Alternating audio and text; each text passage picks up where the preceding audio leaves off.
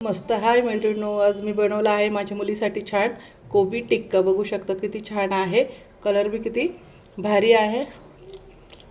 वा, चवीला तर एकच नंबर. तर चला तर झटपट आपण याची रेसिपी पाहून घेऊया. कोबी टाकून घ्यायचा आहे मस्त.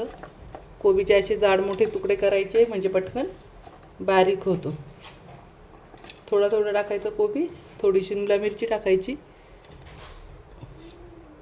आणि गाजर टाकायचे. गाजराचे पण असे तुकडे करून घेतलेले आहे. त्यानंतर आता अद्रक आपण तुकडे करून टाकायचं आहे.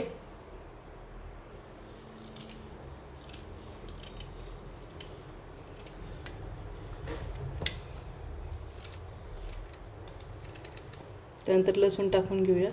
त्यानंतर इथे लसूण टाकून घ्यायचं आहे.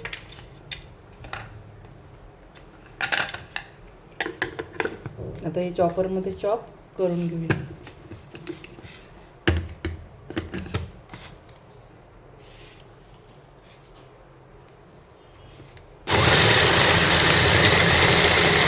मस्त बघू शकता अशा पद्धतीने बारीक चॉप करून घ्यायचं आहे. चॉपच करायचं आहे, मिक्सरला नाही दळायचं. आता हे काढून घेऊया आणि आता बाकीचं सर्व दळून घेऊ. अशा पद्धतीने आता सर्व बारीक करून घेतलेलं आहे. आता यात आपण काय म्हणतात त्याला, white pepper powder, garlic powder वगैरे टाकून घेऊया. इथे व्हाईट पेपर पावडर टाकून घेत आहे मी.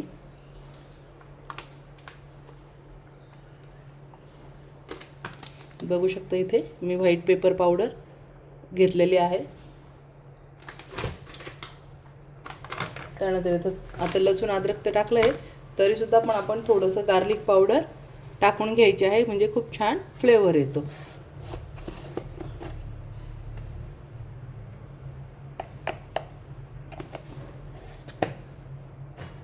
त्यानंतर आता थोडंसं कॉर्नफ्लॉवर पण टाकून घेऊया लगेच.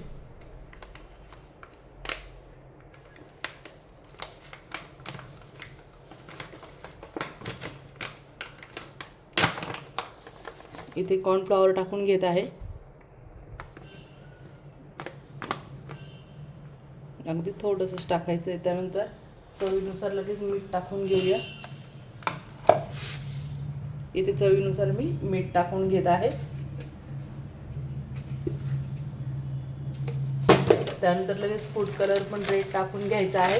ऑप्शनल आहे, तुम्हाला टाकायचं तर टाका किंवा नाही बी टाकलं तरी चालेल.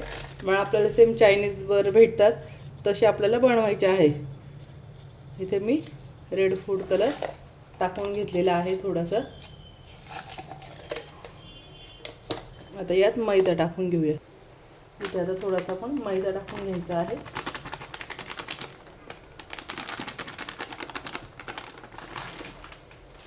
मैदा लागतच टाकायचा आहे.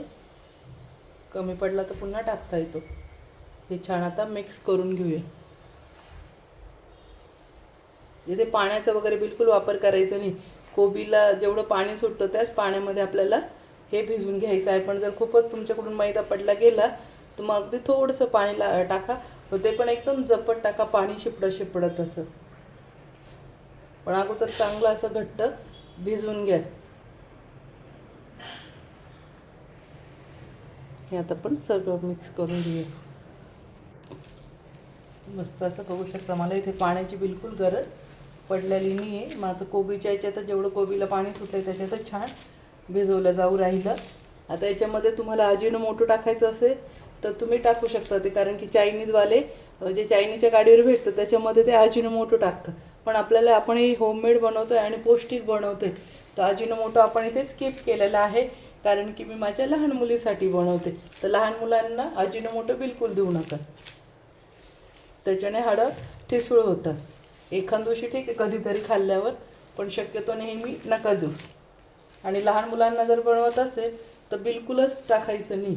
आता हे मी माझ्या लहान मुलीसाठी बनवते त्याच्यामुळे मी इथे अजिनोमोटो स्किप केलेला आहे. मस्त बघू शकता किती छान भिजवलं गेलेलं आहे. इथे मला एक थेंब पण पाण्याचा वापर करावा नाही लागलेला आहे. चला तर आता आपण असे याचे गोळे करून घ्यायचे आहे. हाताला जर चिटकत असेल तर इथे आपण पाण्याचा हात लावून घ्यायचा आहे म्हणजे आपल्याला हाताला चिटकणार नाही. आता इथे मी थोडंसं पाणी घेतलेलं आहे भांड्यात आणि हाताचा ओला करून घेत आहे. दोन्ही हात ओले करून घेत आहे. म्हणजे हाताला जेणेकरून चिटकणार नाही. मस्त असे तुमच्या हिशोबाने कोणत्या साईजचे गोळे बनवायचे ते बनवून घ्यायचे आहे. पण मी इथे मीडियम साईजचे करून घेत आहे.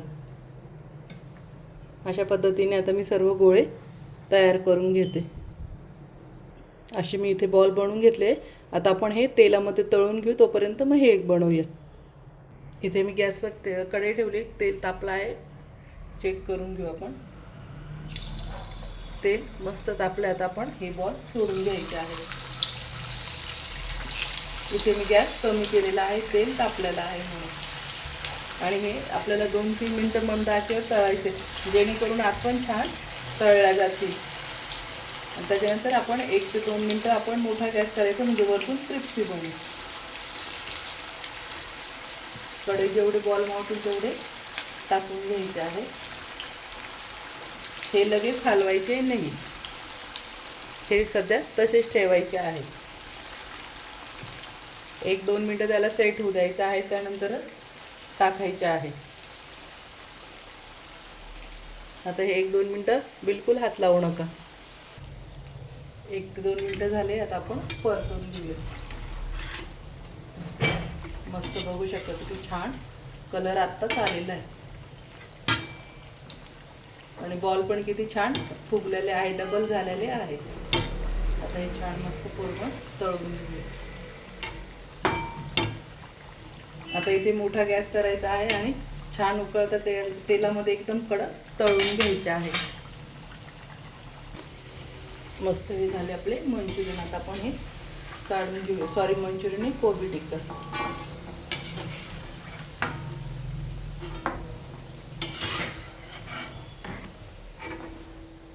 मस्त पाहू शकता किती छान झालेले आहेत. तर बाकीचे सर्व असेच तळून घेऊया.